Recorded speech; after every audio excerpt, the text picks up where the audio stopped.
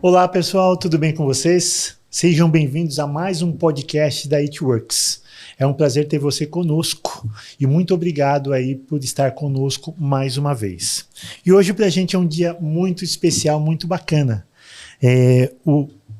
Primeiro deixa eu me apresentar, Se você não me conhece, meu nome é Rubens Iscarione, sou CEO da It Works. E para hoje é um dia muito bacana, para nós é um dia muito bacana. Por quê? Porque hoje a gente tem aqui uma convidada que eu acompanho há muito tempo. Eu acho assim, muito bacana o posicionamento que ela tem na internet, o conhecimento que ela tem, ela entrega muito conteúdo, mas a forma que ela se posiciona sempre me chamou muito a atenção, que é a doutora Maria Carolina. Tudo bem, doutora? Tudo bem, Rubens. Obrigada pelo convite. Eu acho engraçado porque é um contraste, né? Doutora Maria Carolina com o perfil que é duquesa de Tex. Aí é sempre um contraste. Não, exato. E isso daí chama muita atenção. É muito bacana, além do conteúdo, né? Eu acho que essa chamada é muito bacana.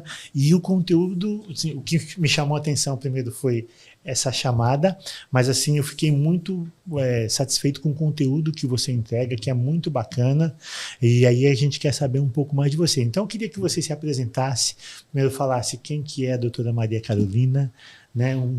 Fala um pouquinho aí de você pra gente. Falo. Meu nome é Maria Carolina, eu sou advogada tributarista, né? Eu sou formada em Direito, tenho especialidade em Direito Tributário.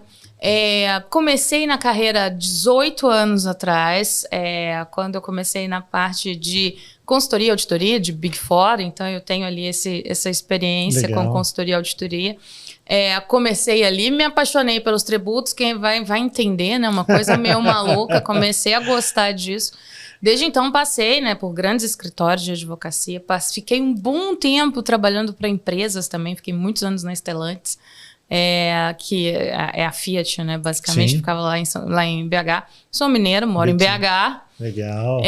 Então, basicamente é isso. E aí, um belo dia, eu resolvi criar uma rede social, do nada, anônima no início, para poder... Qual que era a minha ideia principal? Era fazer as pessoas passarem raiva comigo. Eu cansei de passar raiva sozinha, com o imposto, e ninguém sabia do que eu estava falando. Sim. E aí eu falei, esse pessoal tá muito tranquilo, esse pessoal tá achando a vida muito boa, não gostei não. Vou começar a explicar imposto para eles, porque aí eu acho que eles vão ficar bravos. E foi basicamente isso, eu comecei, né, na rede social, principalmente no X, e aí eu não aparecia, ninguém sabia quem era divertidíssimo, porque colegas meus... ficavam circulando os memes que eu fazia sem saber que era eu. Você recebia alguma coisa que você mesmo tinha feito? Recebia vários, era maravilhoso. E eles, quem é essa? E eu ficava caladinha, quietinha, falando, nem sei quem é. E eu criando os memes ali, porque era o nosso dia a dia. Sim. Eu peguei muito o dia a dia nosso, e aí acabou expandindo muito a minha base, né, para advogados e contadores, porque o nosso dia a dia era essa confusão. E eu comecei a fazer graça com essa confusão, sabe? Ok, então olha aqui a confusão. Eu lembro de um que eu falei de crédito de PIS/COFINS, que é um dos primeiros que eu fiz, que eu recebi de volta de colegas, que eu falava assim, olha, você mistura vários tipos de vinho e aí depois você tenta separar. É basicamente o que a gente faz com crédito de PIS/COFINS. Você não vai conseguir separar nunca mais, você não vai conseguir saber nunca mais. E aí era aquilo, era a nossa realidade, que eu resolvi dar com uma roupagem de bom humor. Sim. Uma linguagem não muito jurídica. Sim. Porque eu achava que o mais importante era as pessoas saberem. Eram as pessoas entenderem a mensagem. Foi aí que eu descobri, eu que nunca tinha sido da vida acadêmica, que sempre fui a vida toda de trabalhar em empresa, escritório, nunca fui... Você nunca tinha experimentado a comunicação? Nunca tinha, nem a comunicação e nem da aula. E aí eu descobri que eu gostava de fazer e que eu sabia isso. Muita gente começou a falar comigo, nossa, mas você explica muito bem, nossa, mas agora finalmente eu entendi. Foi uma coisa que eu descobri no caminho. E aí eu acho que o perfil tomou uma proporção maior do que eu esperava, especialmente num nicho tão específico. Exato, quanto, né? Esse. E aí eu fui fazendo, e a gente chegou onde está hoje, assim, é curioso. Eu falo que esse assunto é mais ou menos o que tinha uma propaganda do Estadão, eu sei que você conhece, que fazia, que era falando sobre coisas que são chatas e não precisam ser tida como chato. Sim. Então essa sacada que você deu aí foi muito bacana. E você faz isso daí com uma maestria enorme. Parabéns. Obrigada. É difícil, porque é um assunto chato, como eu disse. É um assunto que eu tento não deixar chato. Mas é um assunto denso. Então é muito complicado você colocar as pessoas na mesma página de um assunto como esse, quando você tem 1 milhão de exceções, quando você tem um sistema confuso, quando você tem muita dificuldade, quando você tem um sistema mudando, e aí é muito difícil você trazer as pessoas. Então eu tento fazer isso em vídeos curtos, às vezes faço vídeos maiores, como no caso, né, das colunas do Estadão, que eu faço vídeos maiores explicando ali com mais detalhes para as pessoas, mas a ideia é trazer todo mundo para a mesma página, a ideia é fazer todo mundo passar raiva também. Legal. E como que surgiu o nome Duquesa de Táxi? Eu não tenho uma boa história, eu preciso contratar uma história boa sobre isso. Eu preciso comprar uma história boa sobre isso. Porque, na verdade, eu não tenho. Na realidade, eu tinha um perfil meu e que era anônimo e que não era Duquesa, não era nada. Era um perfil anônimo. E aí eu resolvi... quando eu saí de empresa e falei, agora eu não tenho mais, né, nenhum tipo de obedecer algum tipo de compliance ou alguma coisa, eu falei, eu vou explicar tributário. E aí eu falei, olhei assim, tinha uma foto da eu falei, eu vou brincar com o DETAX. Porque o DETAX é o de impostos, sim, né? Mas ele pode ser um DETAX do francês que é não tributário. Então eu tive uma ideia disso, eu estava voltando de uma viagem, falei, eu vou fazer um negócio desse, mas não tem nenhuma história boa sobre isso. A minha ideia era permanecer anônima. A minha ideia nunca era ter aparecido. A minha ideia era ter tratado isso como uma brincadeira. Porque, na verdade, eu achava que ninguém ia se interessar por aquilo. Tanto que eu brinco que uma das primeiras threads que eu fiz era ninguém se importa. Era, não, eu vou contar um assunto aqui que ninguém se importa, que ninguém quer saber. E, no fim das contas, as pessoas queriam saber. E aí foi a hora que a roda foi rodando. E aí, basicamente, foi o que eu fui fazendo. O perfil já tem 6 anos. Não, é legal, assim, porque quando a gente olha, fala assim, meu, que baita sacada. Porque você coloca uma linguagem diferente numa área que você tem que mostrar autoridade. Em tese, você tem que ter ser uma pessoa séria, sim, mostrar que você, né? E você deixa essa coisa leve. Assim, então, assim, essa história, assim, que você tá falando, assim, eu imaginava, né? Assim, cara, que sacada que ela teve. Às vezes as pessoas pensam numa construção, exato, de algo, quando exato, na verdade não foi bem assim. Uma coisa natural. Tinha um professor meu que quando eu disse que os meus colegas ficavam tentando saber quem era. E aí, quando eu fui contando aos poucos, isso aí depois de quase 2 anos de perfil, aí teve um professor que ficou chocado quando a gente estava conversando. E aí eu falei assim, não, peraí que eu vou te dar um susto. Aí eu peguei e mandei uma mensagem do perfil da Duquesa pra ele. Falei, oi, ele, é claro que era você. Aí que ele parou pra pensar, ele falou, mas é óbvio que era. Ele falou, é o jeito que você fala, é o jeito que você conversa, é óbvio que era você. Então, basicamente, eu levei pro digital a maneira como eu já era. Legal. Normal. Ali atrás, eu sempre fui assim, meio disruptiva pro ramo do direito, né? Porque se você for pensar no direito, aquela coisa jurídica. Eu sempre fui meio disruptiva, eu sempre fui falando desse jeito, igual vocês estão fazendo no vídeo. Igual, quando vocês veem no vídeo, aquilo ali é literalmente o que eu faço e como eu explico. Às vezes eu explico para cliente dessa forma. Às vezes o cliente fica meio chocado porque ele fala, nossa, mas é igualzinho um vídeo. Eu falei, igualzinho um vídeo. Aqui, o que você tá vendo é o que você ganha, é o que você recebe. Então, normalmente assim, não tem muita firula. Não, mas é sensacional porque você atinge um equilíbrio que é difícil de ter.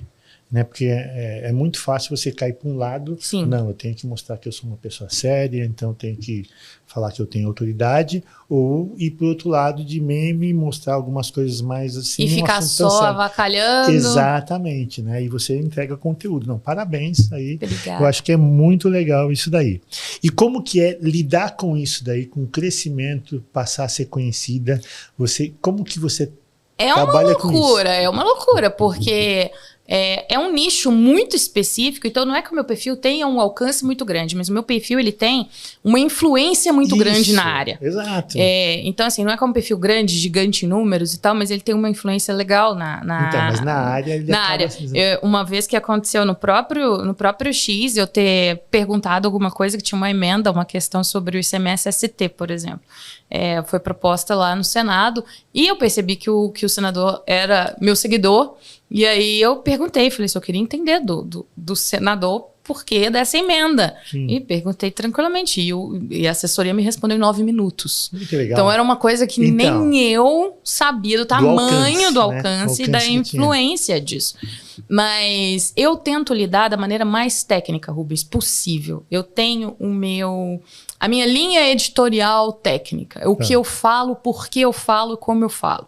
Então tem certas coisas, por exemplo, que eu poderia fazer para viralizar ou ganhar alcance na internet que eu não vou fazer porque vai contra aquilo que eu acredito tecnicamente. Tá. Então eu sempre coloquei isso assim. O que é o meu ponto principal? Técnica.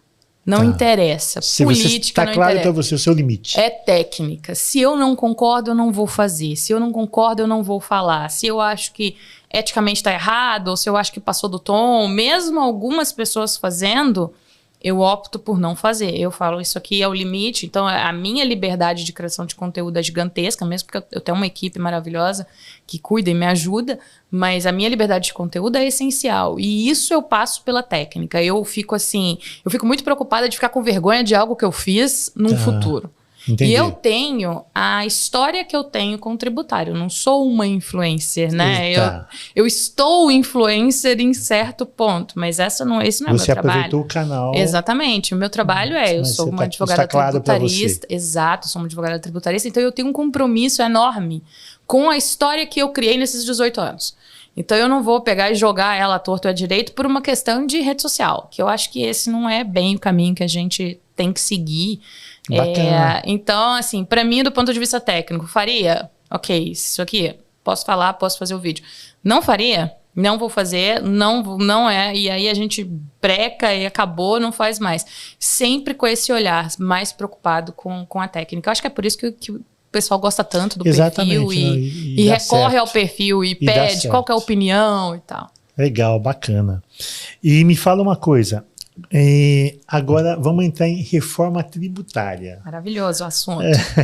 Um assunto aí que está pegando, né? É uma preocupação de todo mundo. Para você, reforma tributária, da forma que está feita, ela é uma reforma boa ou não? Da forma como está feita, Rubens, a gente está indo de volta para o caminho que a gente tinha que estar. Tá. Eu costumo fazer uma analogia da seguinte forma. A gente estava com o carro virado para o sul, querendo chegar no norte. A gente não ia chegar. Tá. Né? A gente ia ter que dar a volta se a gente quisesse ali na terra, fazer para poder conseguir chegar. Legal. Não, a gente não ia conseguir fazer isso de uma forma tranquila. Agora, a gente pegou o nosso carrinho e viramos para o norte. Então, a gente está pelo menos na direção certa. Isso quer dizer que nós vamos pegar uma rodovia pavimentada com 6 pistas e bonitinho ir direto e chegar lá rápido? Não quer dizer isso. Legal. Quer dizer que a gente vai passar por alguns caminhos difíceis, quer dizer que a gente não vai pegar o caminho mais fácil. A reforma ela tem elementos políticos que foram importantes na discussão. Então, algumas coisas ali, eu mesma, eu acho engraçado, às vezes as pessoas acham assim, você tem que concordar com a reforma num pacote. Você é favorável à reforma, você tem que ser favorável com tudo. Não vou ser. Aí é a questão da técnica. Até porque abrange muita coisa. Exatamente. Isso daqui, por exemplo, não está correto. Isso daqui, por exemplo, não está tão bom. Isso daqui, por exemplo, é um problema para os contribuintes, porque como eu não venho de meios acadêmicos, eu venho do dia a dia de empresa, sim, né? A gente sabe exatamente o que funciona e o que não funciona. Então você bate o olho e você fala, isso aqui num dia a dia de empresa vai ser um Deus nos acuda. Ou isso daqui é difícil para sistema, isso daqui não tem sistema que dê conta. Então, assim, esse background que eu tenho, né, de empresa e de consultoria, me ajuda muito nesse ponto, que não é uma coisa acadêmica, né? Sim. Eu não fico ali sentada, acadêmica, pensando.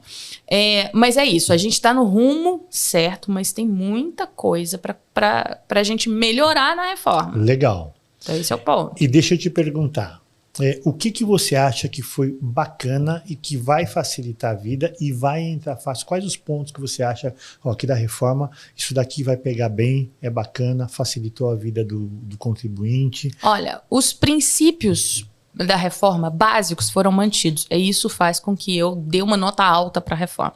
Então, quando a gente está falando neutralidade, aquela coisa do imposto não ser mais importante para o que você vai fazer economicamente falando. Tá. Então, a empresa não tem que decidir se ela vai se instalar em determinado lugar ou não. Tá. Porque o imposto não vai mais fazer relevância, vai ter relevância nisso. E isso é muito importante, porque o imposto não tem que ser relevante. O imposto tem que ser só o imposto. Ok. Do ponto de vista, falando especificamente desse ponto, como que você entende a transição disso, como que vai ser? Porque hoje existe uma cultura. Exato. Então, como que você entende que... eu também concordo contigo que o princípio está corretíssimo e bacana. Mas como que você entende que vai ser a transição disso daí? Dificílima como qualquer reforma. Quem já fez reforma em casa sabe. É verdade. Quem já fez reforma em casa... E todas as vezes eu ainda brinco. É uma reforma com gesso. Já fez reforma com gesso? Tenta vedar os negócios. Não consegue vedar. Sai pó para tudo que é lado. Então a gente não consegue. É uma reforma com gesso. E é uma reforma com gesso que vai durar 5 anos. Sim. É bastante tempo na chuva. É bastante tempo ali na complicação. Eu acho que vai ser difícil. A gente está mudando. Eu procuro falar muito isso nos cursos, quando eu estou dando aula especificamente. A gente está virando 180 graus para a nossa visão de tributação no Brasil. É uma mudança de chave total. Total e completa. Então, hoje, como a gente pensa em imposto, e todas as empresas estão estruturadinhas para isso, porque as empresas hoje estão ali bonitinhas, sim, fazem tudo certinho, sabem jogar o jogo. Elas vão ter que começar a trocar o jogo, e o pior, vai ter que conviver com 2 jogos durante um tempo. Tendo que precificar, tendo que enfrentar a economia, tendo que enfrentar, sei lá o que a gente vai ter para enfrentar, por exemplo, a partir de 29, que é quando começa a substituição gradual do IBS, por exemplo. Perfeito. Porque eu acredito que a CBS, quando a gente está tirando PIS e COFINS, eu acho que a gente pode até ter um lampejo ali de mais simplificação. Isso. Porque o PIS e COFINS não tem como ser pior do que ele. Então como a gente faz a troca de uma vez, né, sai PIS e COFINS, entra a CBS, eu acho que vai ser menos traumático. O que eu acho que vai ser traumático mesmo é o IBS nessa troca de 2029 a 2032. Aí eu acredito que sim, vai ser bem traumático. A gente aqui não está falando que vai passar por isso ileso ou que é tudo 2.000 maravilhas. É o equivalente, Rubens, ao que a gente passou com o Plano Real em termos de mudança. Eu tento colocar isso para as pessoas, porque as pessoas, às vezes, elas tendem muito a ignorar o que é a reforma, né? Ou deixar para pensar depois. Não, isso aí vai adiar, né, de novo. A gente já viu isso daí muito, né? Na história, é bem assim, tem isso aqui, não vai passar, isso daqui é Brasil. Então, tem que se preparar, porque vai ser um período complicado durante muito tempo. A gente teve ali o Plano Real, que eu sou uma obcecada pelo Plano Real, e já estudei muito, e aí você tem uma virada em que o país inteiro colaborou, aí você tem uma virada de uma estabilização ali, de uma moeda de referência, aí dia 1º de julho muda tudo, temos outra moeda, e o brasileiro se adaptou fácil àquilo, todo mundo se adaptou fácil e a gente passou por aquilo. Foi uma mudança brusca. Em termos do que a gente tem pela frente, que foi a estabilidade do real e tudo, isso é a mesma coisa que a gente vai ter em termos de tributação, é o mesmo nível de mudança. Então, eu acho que as pessoas têm que ter isso bem claro. Porque a gente tem hoje cálculo por dentro, a gente tem hoje 1 milhão de coisas que a gente tem que ver de crédito, de PIS e COFINS, um monte de coisa que a gente tem que ficar analisando. Isso vai simplificar e isso vai mudar a maneira do cálculo. Pensa, por exemplo, se você tem um setor de bebidas que hoje calcula por ST, o CMS-ST, e vai sair disso para um outro sistema, só que os dois vão conviver ao mesmo tempo entre 29, 30, 31, 32. É difícil. Sim. Vai ser difícil. E eu temo por alguns impactos inflacionários que possam acontecer justamente por contribuinte que não está preparado. Então, o contribuinte vai saber precificar, vai saber botar preço no produto dele. Já tem dificuldade hoje, né? E aí, imagina que a gente vai ter os dois. Falando de preço, a gente fez um evento e a gente perguntou, estava conversando com o contador, e o contador perguntou para o cliente, bom, como é que você precifica? Aí ele falou assim, olha, eu olho a concorrência e tiro 10%. Exatamente. Né? Então, imagina... Imagina como vai ficar numa mudança de uma tributação toda que ninguém vai estar sabendo o parâmetro. Ele ainda tem a concorrência. Ele vai olhar a concorrência ali e fala, vou lá e tiro 10. Só que vai estar todo mundo perdido, vai estar todo mundo na água. Então, assim, uma das coisas que me preocupa um pouco é isso, essa questão de alguns efeitos que a gente pode ter dentro da reforma, né? Dentro da criação da reforma. Mas se as pessoas, essas empresas, não se prepararem, aí sim vai ficar difícil. E a gente tem aí o mercado, as empresas, que ela tem a sua equipe tributária ali, e tem o contador, que trabalha com N nichos de mercado, coisas diferentes. como que você entende que vai ser o comportamento? O que esse profissional precisa fazer para ele estar apto para atender o cliente dele? Ele precisa se atualizar, ele precisa estudar e começar ontem. E às vezes as pessoas me perguntam assim, eu tive uma amiga, tá? Minha melhor amiga, inclusive. Ela trabalha com marketing digital. Aí ela virou pra mim e falou assim, Carol, aqui, quando é que eu tenho que começar a olhar esse negócio? Eu juro. Eu falei, você tá atrasada, amiga. E isso porque a gente é melhor amiga. Ela falou, quando é que eu tenho que começar? É nesse ano? É no ano que vem? Eu falei, não, ano que vem já começa a rodar o teste. Já tá, exatamente. Ano que vem começa a rodar o teste. Você vai ter que entregar um monte de obrigações se você não quiser pagar. Se você não quiser pagar a alíquota ali de 1%, você vai ter que entregar um monte de obrigações. Eu falei, amiga, você já tá atrasada. Ela faz casa de ferreiro espeto de pau. Ela tem meu telefone, pode me ligar a hora que ela quiser.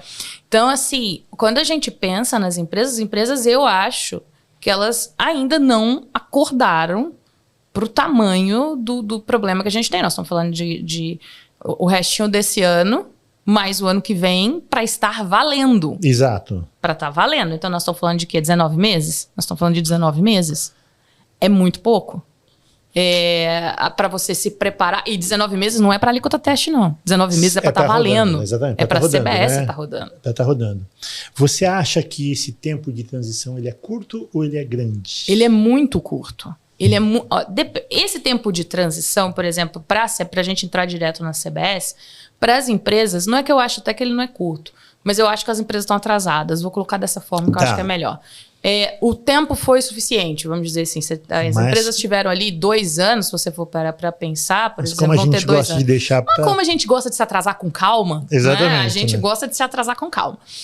Como a gente gosta de se atrasar com calma, as empresas estão um pouco atrasadas nisso. E depois, quando a gente vai entrar, né, ter essa substituição do PIS e da COFINS pela CBS, vai ser bom porque vai funcionar como um treino para ir para o IBS. Porque o IBS, ele entra depois, que é o Imposto sobre Bens e Serviços, ele entra em 29, mas aí as empresas já vão estar sabendo que elas já vão estar há 2 anos, já com as regras, que são as mesmas. Sim. Eles já vão estar com 2 anos ali nas regras da CBS. Então, a CBS vai ser um bom estágio.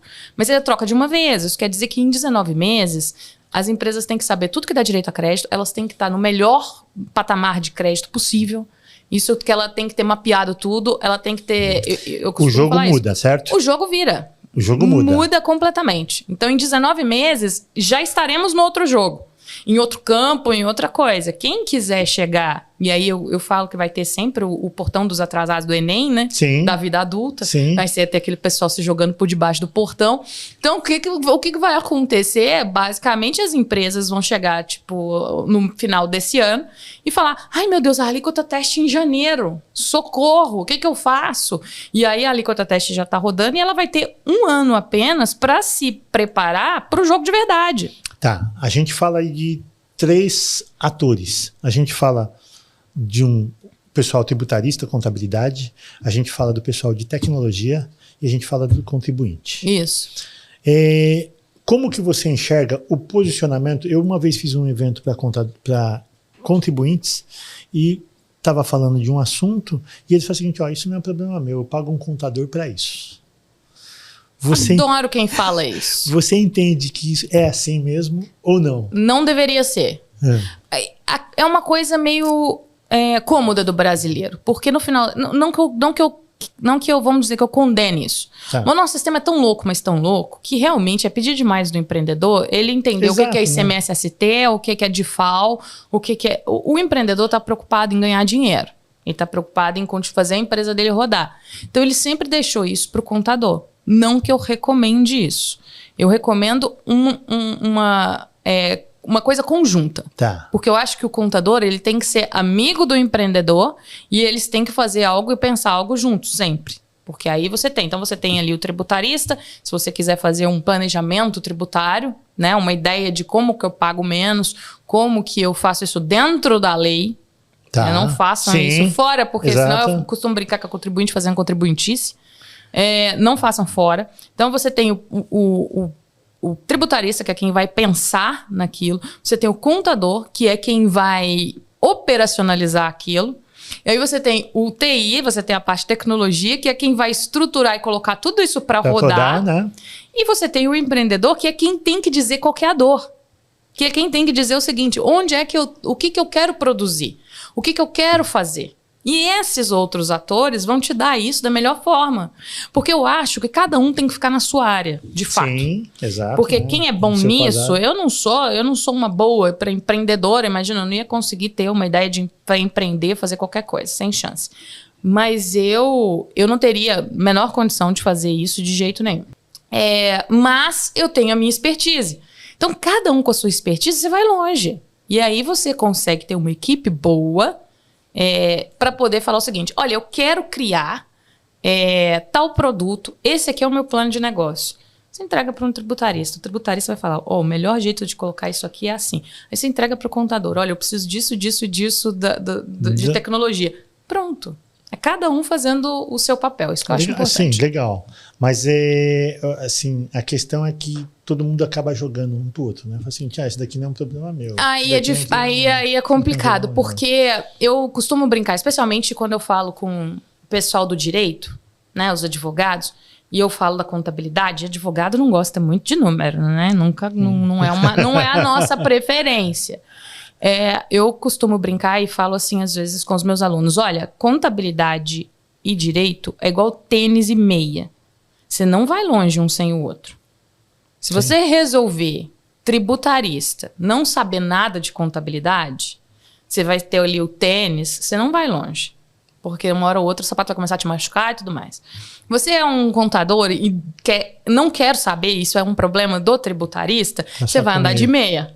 Então você também não vai muito longe. Exatamente. O chão tem que ser retinho para você não ter problemas. Exatamente. Não é o caso. Não é o caso. Então eu costumo brincar. Eu falo assim, olha, não adianta você querer ignorar a contabilidade, não adianta você querer ignorar o direito tributário. As duas coisas vão andar juntas. E aí, quando você fala de sistema, é a hora que você pega essas duas coisas e transforma isso na realidade. Porque não adianta eu pensar só na minha cabeça. Eu várias vezes já pensei várias coisas e falei assim, aqui, mas tem como controlar isso? Eu não sei. Tem como fazer isso? Tem como melhorar, otimizar isso daqui? Lá no Velho Testamento, né, quando eu comecei a trabalhar lá na época do Velho Testamento, a gente apanhava pra caramba. A gente fazia programas assim, muito simples. Era um sofrimento. E hoje eu acho que a gente tem que se beneficiar de tudo que tem disponível no mercado. Porque o trabalho do contador, principalmente, eu falo isso para o meu público contador, o trabalho do contador tem que ser refinado. Não tem que você ficar preenchendo as coisas. Ele tem que analisar dados. Então, ele tem que fazer uma maneira de esses dados trabalharem para ele. E hoje o contador, né, ele é muito... Olha, eu gero somente uma DARF para você pagar, né, faço as obrigações acessórias e pronto. E não faz o trabalho consultivo. Exatamente. E é um mar de oportunidade. Sim. Legal. E me fala uma coisa. Qual setor que vai sair bem e qual setor que se ferrou na reforma tributária? Todo mundo faz a pergunta de milhões, Rubens. Quando a gente está falando da reforma, a gente fala que a gente vai ter direito a crédito, né? Então, você tem um crédito da etapa anterior. A gente sempre vai falar da não cumulatividade na reforma. Se eu paguei algo, eu tenho direito ao crédito, e aí quando eu for pagar alguma coisa, eu vou abater esse crédito do que eu estou entregando ali, do que eu estou pagando ali. Ok, funciona basicamente assim. Quando a gente está falando de quem é que vai sair ganhando, quem vai sair ganhando é quem está perdendo hoje. Então, quem tem muito resíduo tributário. Como é que você chama? O que é resíduo tributário? Resíduo tributário é aquilo que você não consegue dar vazão e você vai colocando no seu preço. Então, você não consegue dar vazão para aquilo ali. E aquilo ali, invariavelmente, vai virar custo, você vai colocar e aí o seu cliente que vai pagar por aquilo. Invariavelmente é isso que vai acontecer. Quando a gente está falando de resíduo tributário, a indústria tem muito. Então, a indústria tem bastante. Por quê? Porque ela tem mais... a cadeia é maior. Então, ela tem mais resíduos tributários. Então, de fato, a indústria vai sair melhor nessa história toda. Agora, quem é que vai sair perdendo? Não dá para a gente ignorar que a gente está falando de um sensível aumento... para serviços. Sensível mesmo? É sensível. É sensível ao aumento para serviços. Isso aí não dá para a gente dourar pelo. Não muda nada para Simples Nacional. Então, aqueles serviços, os pequenos serviços que estão no Simples Nacional, não muda. Mas aqueles que estão fora do Simples, estão ali no lucro presumido, sim, esses aí vão ter um impacto, é um fato. Tá. E hoje o serviço é o maior volume, né? Serviço, a gente tem um grande volume, mas a gente tem um grande volume no Simples Nacional. Tá. Então, a gente tem um grande volume no Simples Nacional. Então, assim, não dá pra gente dizer que vai ser o serviço completamente... vai ser um rombo nos serviços e tal. A gente tem muitos serviços no Simples Nacional, hoje uma grande parte dele, 80%. Da última vez que eu tinha visto alguns dados, 2019, era quase 80% dentro do Simples. Mas quem está fora do Simples, aí sim, porque hoje a gente tem uma tributação disfuncional, totalmente disfuncional no Brasil, com diferença entre bens e serviços, que é um negócio que não tem que existir. Nós somos uma das únicas economias relevantes do mundo que tem essa distinção. Então, é o que eu falei, a gente precisa se acertar com isso. E é lógico que vai ter impacto, sim, de carga para o setor de serviço. E me fala um pouco sobre o splitamento. O que vai acontecer? Qual que são as consequências desse novo modelo que vai entrar? Do split payment. Split payment é uma coisa assim, eu achei engraçado porque eu tenho um aluno que disse que ele era ateu de split payment. Eu achei, eu quero, mas eu não consigo acreditar. Bom, o split payment, que eu acredito, ele é uma coisa que pode dar incrivelmente certo ou incrivelmente errado. Mas eu acredito que possa dar certo, sim. Mas isso vai demandar uma capacidade das empresas de adaptação gigantesca. Porque hoje, como é que funciona? Hoje a gente tem uma estrutura das empresas e a gente tem o famoso caixa com imposto. Sim. Todo mundo sabe disso. E esse é o jogo. E esse não é o jogo só do contribuinte, esse é o jogo do Estado. Né? O Estado, muitas vezes, não é o caso de São Paulo, mas o Estado, muitas vezes, demora para restituir créditos de ICMS. Eu sou de Minas Gerais, estou no meu lugar de fala, posso falar do meu estado. O meu estado, por exemplo, não é lá o melhor pagador de créditos. Às vezes as empresas têm crédito acumulado de ICMS e ele fala, sinto muito, devo, não nego, mas qualquer dia eu te pago, tenta transferir para fulano, faz ali uns feirões que você tenta passar crédito para os outros. Isso acontece? Acontece. O meu estado faz isso de uma maneira corriqueira. Então, o Estado também faz caixa com o dinheiro do contribuinte. E não é pouco. E o contribuinte faz caixa com o dinheiro do Estado. Porque se eu vendo hoje e pago só no meio do mês que vem, eu também tenho esse fluxo de caixa. Ou não pago e depois negocio, né? Ou eu não pago e negocio. Então, hoje, é um sistema que vai mudar 180, que é onde eu disse que isso vai mudar 180. Quem não se preparar, especialmente redesenhar seu fluxo de caixa, vai ser um desespero. Um desespero total e completo. Agora, você acha que o impacto é só porque a empresa tem a questão de fluxo de caixa, porque é uma realidade, né? Hoje os contribuintes trabalham com o dinheiro do imposto, conta com ele dentro do caixa. Ou nesse período de 40 dias, ou ele pega e joga para frente. Sim. Isso acontece muito.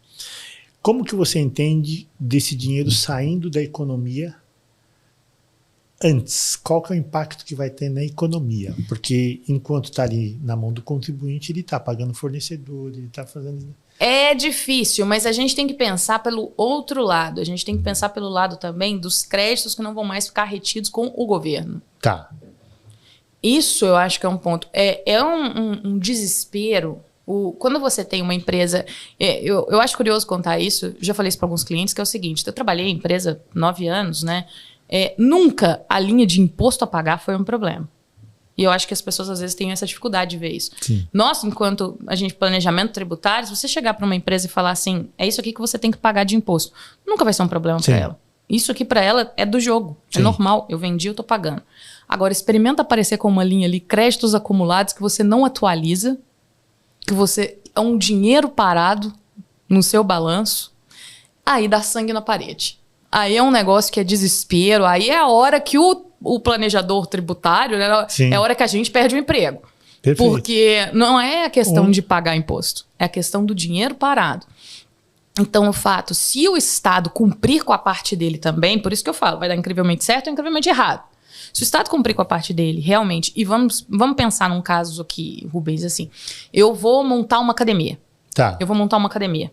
E aí eu compro todos os equipamentos. Comprei todos os equipamentos de última geração. Se fosse hoje, eu ia ter pagado esse imposto e eu ia recuperá-lo em suaves, eternas e não sei o que, prestações.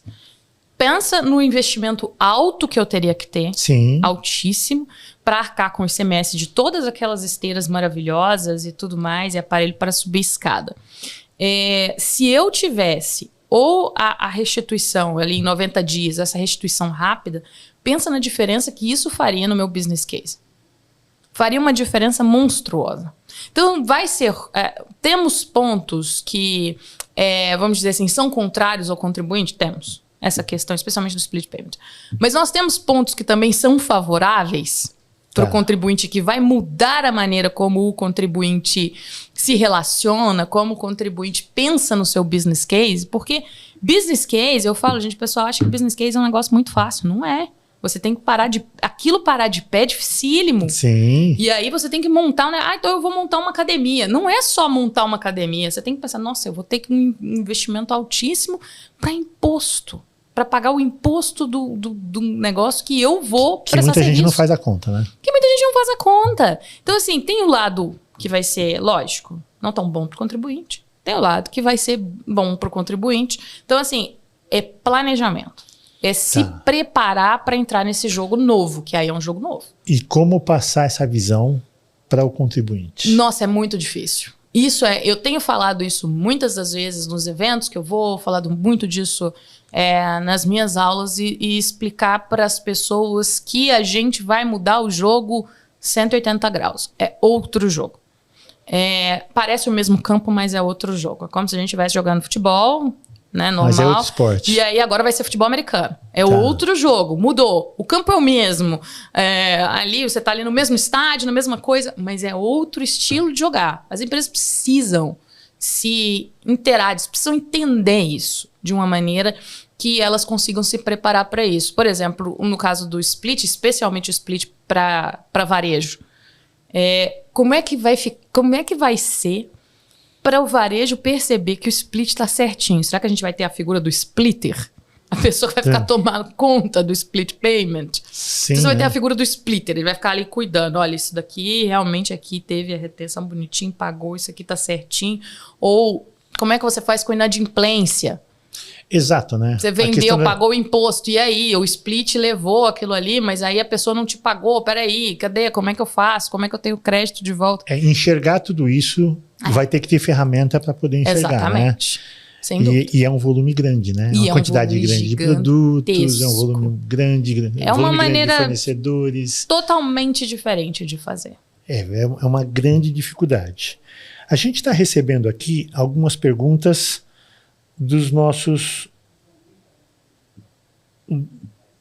pessoas que estão nos assistindo. Deixa eu só abrir aqui. E aqui, uma pergunta que a gente recebeu, aqui é uma pergunta interessante. Se a reforma tributária, se ela exige mais se a reforma contabilidade, o contador, ele vai ter que ser mais rápido ou ele vai ser mais estratégico? Mais estratégico. Mais estratégico. Mais estratégico. Eu penso que a estrutura toda foi pensada para desafogar um pouco o trabalho do contador nesse sentido. É lógico que a gente vai ter mais controles. Não estou falando isso num futuro próximo, não, tá? A gente vai ter mais controles, mais dificuldade e tal. Mas quando a roda estiver rodando, a ideia é que a gente tenha um sistema mais simples e a partir daí você tem um papel mais estratégico do contador. Eu tenho falado isso bastante. E como o contador enxergar isso, já que ele vem de uma cultura onde ele não faz o que ele deveria ser e já está o seguinte, olha, eu sou contador, mas eu pego e entrego obrigações acessórias. Exatamente, eu fico preenchendo o tempo inteiro. Eu fico preenchendo coisas o tempo inteiro. Vai ser, eu acho assim, no começo é lógico que vai ser difícil, eu acho que a gente vai ter passar por um momento de adaptação difícil, mas o contador que entender como é que se joga o jogo, e eu não estou falando que vai ser fácil, como eu dei o exemplo do futebol americano, são regras totalmente diferentes. Então, aquele que entender primeiro como é que funciona o jogo, aquele que entender primeiro, esse é o ponto. Como tudo na vida, Como tudo na vida. É importante a gente colocar a reforma, nivelou todo mundo. Não existe mais quem sabe mais ou menos. Estamos todos nivelados por baixo. Estamos todos nivelados. Então, agora, quem souber mais, quem se preparar mais, vai ter vantagem, uma né? vantagem bem maior. E aí consegue ser mais estratégico, porque ele vai conseguir entender basicamente o que é o jogo, ele vai conseguir entender e fazer com que os sistemas trabalhem para ele, porque o próprio split payment já mostra o quanto vai ser informatizado. Sim. Tudo. O próprio split payment já mostra isso. Então, quanto mais dados e coisas a gente tiver, quanto mais estratégico fica o ponto do contador. Do ponto de vista de tecnologia, que é olhando aqui para o lado da It Works, a gente tem banco que faz split e a gente trabalha na área tributária. Hoje, do ponto de vista de tecnologia, se você pegar um determinado produto lá na gôndola, você passar no caixa, você fazer o pagamento, do ponto de vista de tecnologia, a gente teria condições de dar essa informação lá para o fabricante, isso daí não está passando, já fazer o splitamento ali no meio, né? A questão é que nós não temos a cultura e não estamos acostumados a enxergar esse tipo de coisa. A nossa capacidade técnica dessa parte informatizada mesmo em relação à tributação, o mundo inteiro fica fascinado com a gente. Sim. Isso é maravilhoso. Né? O mundo inteiro fica fascinado com o que a gente faz. É uma das coisas que o mundo olha, eu já vi paper sobre isso, assim, o mundo olha e fala assim, às vezes eu vi um paper recente sobre isso, informatização de não sei o que, da fiscalização, eu olhei e falei, mas meu Deus, a gente faz isso tem 15 anos. Exatamente, tanto tempo, a gente faz tem 15 anos. Então, assim, a gente é modelo para o mundo inteiro. E o mundo inteiro está de olho no split. O mundo inteiro está olhando o split, está olhando como é que a gente vai tributar instituição financeira. Eles estão olhando, assim, se funcionar, é algo que com certeza vai se espalhar. Se você tivesse que dar uma dica, assim, a primeira coisa que você tem que tomar cuidado, contador, é isso daqui. Porque você está num mundo diferente. A primeira coisa, eu vou fazer duas coisas que eu acho importantes, que eu conecto com o split payment, que eu acho que é um dos mais importantes. A questão da não cumulatividade, porque a não cumulatividade pressupõe, isso na Lei Complementar 214, que o meu fornecedor tenha feito o pagamento. Exatamente, né? Então ele fala o seguinte, ou seja, transformou os contribuintes todos em um monte fiscal, né? Viramos fiscal, viramos fiscal, ok. Eu não era muito favorável a isso não, mas ok, vamos seguir no jogo. Transformou a gente por quê? Porque ao fazer isso, ele empurra a gente para o split payment. Porque pensa se alguém iria entrar no split payment por livre e espontânea vontade. Duvido. Sim. Duvido. Que imagina aquela dificuldade toda, o pessoal, a questão do fluxo de caixa. Se o split payment fosse opcional, muita empresa ia falar, não, obrigado, tô ótimo, não quero. Sim. Isso ia acontecer. Agora, como a gente está falando de você precisa ser o responsável pelo pagamento na etapa anterior, aí você fala, se eu usar split, eu já tenho essa garantia. Então, as empresas vão começar a exigir o split dos seus fornecedores. E aí é uma cadeia. Um exige do outro, que exige do outro, que exige do outro. Então, eu ia falar, fique atento. Eu acho que isso foi uma sacada do governo muito grande. Exatamente. Né? Fique atento aos créditos. O contador, ele precisa entender, porque a gente também, falando de crédito, a gente também tem uma questão dos créditos que não vão ser totalmente amplos. A gente tem a restrição ao uso e consumo. Então, o contador vai ter que entender o que é esse uso e consumo de cada empresa, e cada empresa vai ser diferente. Então, você tem que ter um mapeamento bom de crédito, você tem que ter essa ideia da não cumulatividade, ou seja, você tem que mapear o seu fornecedor e você tem que ficar atento ao split payment. Tudo esses três alinhos que eu falei aqui são três coisas que estão ligadas à não cumulatividade. Legal. Então, o que você está dizendo? Você está dizendo o seguinte, olha, escuta, eu vou ter que escolher o meu fornecedor para estar dentro de um regime, dentro de uma condição para que eu tenha crédito. Isso. E qual que é, agora se coloca na cadeira do fornecedor. Como que o fornecedor tem que se tornar atrativo do ponto de vista fiscal, tributário para o seu cliente? Compliance. E aí, essa parte do compliance porque, por exemplo, o governo joga com uma alta expectativa de gap de conformidade. Que o que a gente chama de gap de conformidade é aqueles que estão ali na parte, à margem, né? O pessoal ali dos planejamentos mais... vamos dizer assim, pouco ortodoxos, o pessoal que só nega mesmo, vai ter que entrar para dentro do sistema, porque eventualmente alguém vai exigir, porque agora eu posso recuperar todo tipo de imposto. Então, se alguém presta um serviço sem nota, Não vai, mas porque não faz diferença, porque afinal de contas não é recuperável, principalmente, por exemplo, o ISS. Sim. Como o ISS não é recuperável, para mim tanto faz. Se você me entrega nota, se não me entrega nota, aí você tem que uma sonegação aí, com parte fomentada por esse gap de conformidade. Agora, como tudo vai me dar direito a crédito, eu passo a exigir a nota de todo mundo que me entregou, porque afinal de contas eu não sou bobo, não vou deixar crédito para trás. Então, esse compliance vai ser importante, ter esse compliance, saber que o fornecedor está preparado para a reforma, e aí vai ser uma exigência que vai vir de escadinha. Então, eu acho isso, como eu falei, a sacada da questão de ter que pagar o imposto na etapa anterior e jogar para o split payment é sensacional e vai funcionar. Legal, bacana. Bom, a gente já está indo para o final aqui, esse bate-papo aí muito bacana, dá várias dicas. Nosso público são dois, basicamente, contadores e varejistas. Um, ele é contribuinte e o outro é contador. Eu queria que você falasse para o contador e dissesse o seguinte, ó, o que ele vai ter que fazer, assim, ó, seu passo é esse, para você estar entendendo o serviço que você vai ser prestado. E depois eu queria que você falasse para o varejista, olha, o que você vai exigir da sua equipe tributária e contábil ou do seu prestador de serviço é isso, porque senão você vai ter problema. Tô com uma missão difícil, a pergunta de $1 milhão aqui. Não, mas eu acho que você responde bem isso daí. O que eu falo pro contador sempre é se prepare. Se prepare tecnicamente e entenda, não deixa para o último minuto. Tem muito conteúdo disponível, tem muita coisa. Mas é lei, eu não quero saber lei. Vai precisar saber. Mas eu não gosto porque isso daqui é um juridiquês, eu não entendo. Procure, tem muita coisa, tem muito trabalho. Você vai precisar entender como isso funciona. A gente passou por isso já, 1 milhão de leis diferentes que o contador precisou entender. Né? A gente teve ali vários eventos, 12973, a gente teve vários eventos. Não é novidade. Não é novidade. Quando a gente chegou, vamos trocar a legislação agora, a gente vai ter outro tipo de conformidade. Bom, foi difícil, mas no final passou. A gente teve já regime tributário de transição, RTT, os pobres contadores lembram o sofrimento que foi esse negócio ali 10, 15 anos atrás. Mas vai ter que se preparar. Então vai ter que entender melhor quais são as regras do jogo e principalmente acompanhar o que a Receita Federal está colocando, porque para o contador importa o dia a dia. E agora a Receita está colocando, por exemplo, acho que foi ontem ou anteontem, saiu como é que vai ser os questionamentos sobre a reforma, como é que eles vão receber essas perguntas da Receita Federal. A gente vai ter que pensar que estamos todo mundo no mesmo barco, novo. Sim. Então está todo mundo tentando entender o que está acontecendo. Faça isso primeiro, isso que eu digo para os contadores.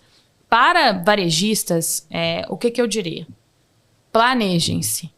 Façam um diagnóstico do que você tem hoje pré-reforma, para você ver aonde você vai.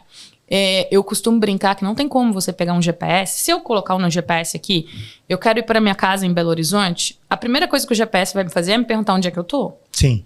Porque senão ele não consegue me levar. Mas olha, eu quero ir para minha casa em Belo Horizonte. Ele vai falar assim, tá, onde é que você tá? Aí eu vou explicar onde é que eu tô, ele consegue me levar. Se eu não explicar onde eu tô, eu vou ficar andando a esmo. Isso quer dizer que eu posso estar andando para perto de Belo Horizonte? Posso. Posso estar andando para longe? Não. Posso pode. Também, porque eu não sei o que eu tô fazendo. Então, preparem-se. Façam diagnósticos, façam levantamentos de crédito, tentem entender como que vai ficar o seu negócio, qual vai ser o real impacto. Gama de produtos, eu sei que é difícil, tem muito produto que vai ficar fora. A gente não precisa de alíquota para isso. Você pode testar com várias alíquotas teste que você vai fazer ali, onde você vai testar modelos. Mas se você tem esses modelos prontos, a diferença é gigantesca, é gritante, porque aí você consegue saber onde você está. Então, aqui é um GPS. A gente está indo para a reforma, mas assim, saiba onde é que você está agora. Senão você não vai conseguir chegar. Legal. Agora faltou um segmento que aí eu vou me beneficiar. E o pessoal de tecnologia? Pessoal de tecnologia. O que você diz para o pessoal de tecnologia? O pessoal de tecnologia entra na mesma categoria que as oportunidades para o pessoal de tributário. O pessoal falava, mudando a reforma é maravilhoso para quem é da área. Falei, sim, porque a gente tem um mar de oportunidades. Sim. A mesma coisa para o pessoal da tecnologia. É igual. Antecipar as necessidades, por exemplo, eu acabei de falar uma, que é o diagnóstico desses produtos. O pessoal de tecnologia consegue fazer isso com dois minutos. Então, essa é uma das coisas, eu converso muito com o pessoal de tecnologia para desenvolvimento desse tipo de coisa, às vezes eu preciso de uma solução, preciso de alguma coisa. olha, eu preciso de uma que o meu input vai ser isso, ou eu vou usar esses dados, aí eu quero fazer modelos, testes. Então, para o pessoal de tecnologia, eu falaria isso. Aproximem-se de quem está fazendo essa parte da reforma para entender quais são as soluções. Eu não estou nem falando das soluções obrigatórias para governo nem nada disso. Falando de planejamento também. Tá. Então, entrem nisso, vejam qual que é a dor ali do planejador, os insights. Tá. Eu, por exemplo, tenho muita coisa, porque eu ainda brinco que eu sou uma blogueira analógica, porque quando começo a colocar em sistema, eu já, meu Deus, eu não sei mexer nas coisas, e o pessoal fica muito decepcionado comigo, que eu não sei ligar, eu não sei... blogueira analógica, que eu chamo. O pessoal... É complicado a vida da blogueira analógica. Mas eu pego muito, muito desse ponto de vista. Eu pego assim... Às vezes eu tenho uma dor e eu falo, muitas das vezes, de coisas, produtos que eu já criei, né, de consultoria, eu virava para amigos da tecnologia e falava assim, aqui eu preciso que vocês façam isso. Tem como? Não tem. Vamos fazer uma revisão a partir de... Não tem, eu consigo revisar crédito com isso. Qual que é o dado que você tem? Aí eu entregava um dado. Eu tenho isso daqui desse jeito, me entrega tal coisa, me entrega uma análise, me entrega um relatório, onde eu tenho uma análise de dados. Então, eu acho que isso é o mais importante. Aproximar para entender a dor, não só das obrigações que o governo vai colocar, que não são poucas, mas para o pessoal se preparar. Principalmente para a tomada de decisão. Exatamente. Né? Eu acho que o pessoal fica muito focado na obrigação e esquece qual informação que eu preciso para tomada de decisão. Né? É isso. Legal, bacana. Doutora Maria Carolina, assim, a gente está acabando aqui a nossa entrevista. Eu quero agradecer muito aí a sua presença, obrigado por ter vindo. Nós vamos convidar mais vezes, aí queria estar te convidando para outras oportunidades também. E eu queria que você falasse onde que a gente te encontra, quais as redes sociais, quais são os seus projetos futuros, como que a gente faz para contratar a doutora Maria Carolina. Conta pra gente aqui. Conta. Eu tenho as redes sociais, você pode procurar por Duquesa de Techs, todas as redes, você vai conseguir encontrar. Você também pode me encontrar, né? Além das redes sociais, tem o site. Eu tenho a Escola de Techs. Legal. Que é o meu braço educacional, tem pra quem muito que é o seu avatar conteúdo. Da escola, quem que contrata? São os contadores, os advogados, que é a pessoa que quer entender. A gente vai ali artigo por artigo, numa linguagem fácil, que é isso aqui que eu faço. Sim. Então, a Escola de Techs é basicamente isso daqui que eu estou fazendo, mas num nível de profundidade maior, onde eu apresento as oportunidades da reforma, o que o contador pode ter de oportunidade, o que o advogado pode ter de oportunidade, o que a gente tem ali de problemas, o que a gente tem de ficar atento. Então, tudo isso está lá na Escola de Techs, pode seguir Escola de Techs, que a gente tem conteúdos gratuitos, tem conteúdos pagos, tem conteúdo de todo tipo. Toda segunda-feira, às 9h30 da manhã, eu tenho a minha coluna no Estadão, Legal. Onde eu também explico. Segunda-feira? Toda segunda-feira, às 9h30 da manhã. Legal. E toda quinta-feira, a gente tem ali às 11h algum comentário sobre algum assunto que aconteceu na semana, também é maravilhoso. Essa coluna do Estadão, ela vem normalmente um pouco maior do que os meus vídeos, explicando ali o beabá mesmo de algum assunto econômico, tributário, e basicamente é isso. Então, Duquesa de Techs nas redes, Maria Carolina Gontijo, vai ser um prazer. Legal, muito obrigado. Eu te agradecer novamente e também quero agradecer o Portal Contábeis, o Portal Sigo Fisco, o Portal Contábeis que está sempre com a gente, o Portal Sigo Fisco que está sempre com a gente e o RDD, o Roberto Dias Duarte. Muito obrigado pelo apoio de vocês, muito obrigado por você que aqui nos assistiu, siga-nos aí nas nossas redes sociais, que a gente está gerando bastante conteúdo que está aí pegando para todo mundo, que é o caso aí da reforma tributária. Muito obrigado e até a próxima. Obrigada.